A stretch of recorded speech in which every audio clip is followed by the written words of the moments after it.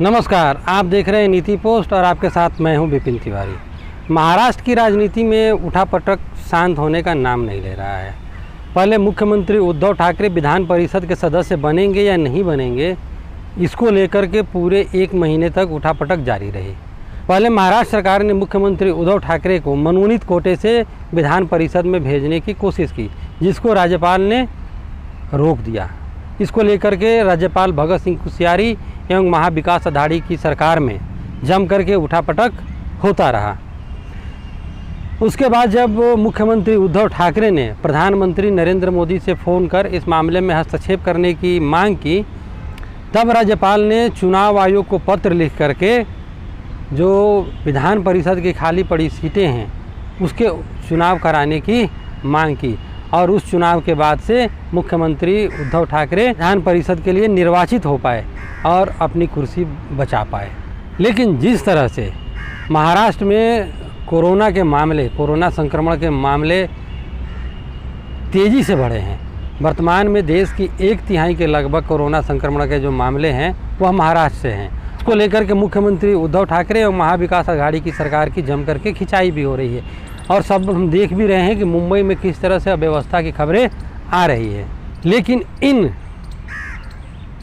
महामारी के बीच में जो कोरोना संकट से प्रदेश गुजर रहा है, उसको लेकर के विपक्ष और सत्तारूढ़ गठबंधन के बीच में तो तू में चल ही रहा है। लेकिन मामला ज़्यादा तूल तब पकड़ लिया जो पहले पूर्व मुख्यमंत्री पृथ्वीराज चौहान ने यह कहा कि महाराष्ट्र में कांग्रेस की सरकार नहीं है। उसके बाद कांग्रेस के पूर्व अध्यक्ष राहुल गांधी ने प्रेस कॉन्फ्रेंस में जब यह कहा कि हम महाराष्ट्र सरकार में निर्णय लेने की परिस्थिति में नहीं है, हमारी सरकार नहीं है, हम सिर्फ सरकार का समर्थन कर रहे हैं, तो इससे यह निष्कर्ष निकाला गया कि राहुल गांधी और कांग्रेस जो कोरोना को लेकर के और मजदूरों को पलायन को लेकर के जिस तरह से महाराष्ट्र सरकार की खिंचाई हो रही है और जिस तरह से लग रहा है कि महाराष्ट्र सरकार इस संकट को हल करने में असफल रही है, उससे अपनी और अपनी पार्टी का पल्ला झाड़ रहे हैं। एनसीपी के मुखिया शरद पवार अचानक राज्यपाल से मिलने पहुंचे। राज्यपाल से उनकी मुलाकात के बाद से वो मुख्यमंत्री उद्धव ठाकरे से उनके आवास पर मिले और जहां पर उनकी लंबी मुख्यमंत्री से लेकर के मंत्रणा भी हुई। उस बैठक के बाद से शिवसेना प्रवक्ता संजय राउत ने कहा कि महाविकास अघाड़ी की सरकार में सब कुछ ठीक चल रहा है। लेकिन एक चीज़ यहाँ ध्यान देने वाली बात है कि राजनीति में जब यह स्पष्ट किया जाए कि सब कुछ ठीक चल रहा है, तो यहाँ मान करके चल रहा है कि कुछ सुगबुगाहट हो रही है।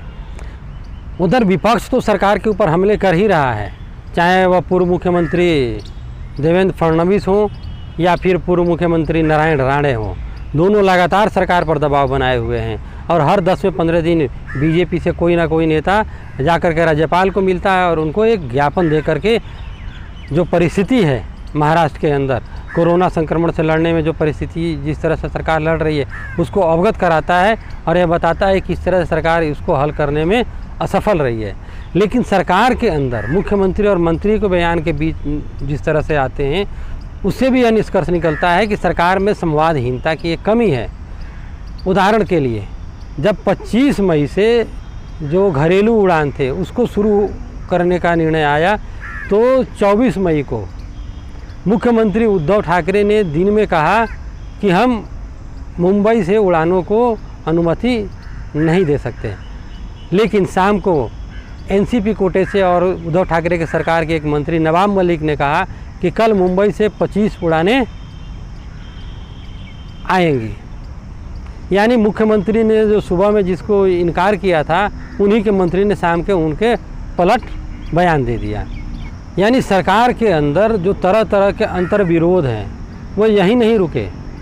कर्नाटक सरकार ने बेंगलुरु के अंदर एक फ्लाईओवर को वीर सावरकर के नाम पे उसको रखने का निर्णय लिया। उसका कांग्रेस ने कर्नाटक में ज़बरदस्त विरोध किया। लेकिन एनसीपी के नेता और महाराष्ट्र के उप मुख्यमंत्री अजीत पवार 28 मई को वीर सावरकर के जन्मदिन पर फ़ोटो को माल्यार्पण किया तथा ट्विटर पर भी उनको श्रद्धांजलि व्यक्त की।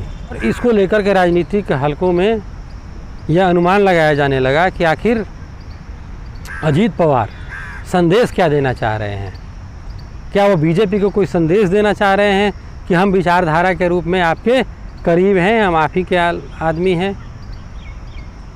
तो महाराष्ट्र सरकार के अंदर में जिस तरह से अंतर्विरोध चल रहे हैं, मंत्री कुछ कहते हैं, उप मुख्यमंत्री कुछ कहते हैं, मुख्यमंत्री कुछ कहते हैं, जो सरकार के समर्थन करने वाले घटक दल हैं वह कुछ कहते हैं, विपक्ष जिस तरह से सरकार के ऊपर हमलावर है, तो उससे महाराष्ट्र में एक राजनीतिक अस्थिरता की संभावना है।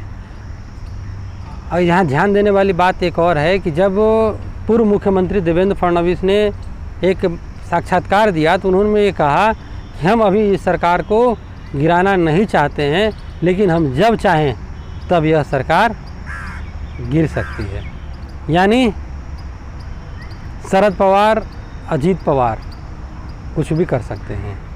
तो महाराष्ट्र की राजनीति में कब क्या होगा यह अनुमान लगाना आसान नहीं है, लेकिन जिस तरह से कोरोना संकट को लेकर के महाराष्ट्र की सरकार बैकफुट पर है और जो उसके सहयोगी दल हैं, शिवसेना हो, कांग्रेस हो और एनसीपी हो, उसमें आपस के जो बयान आ रहे हैं वह सरकार के लिए शुभ संकेत तो नहीं ही है। नमस्कार।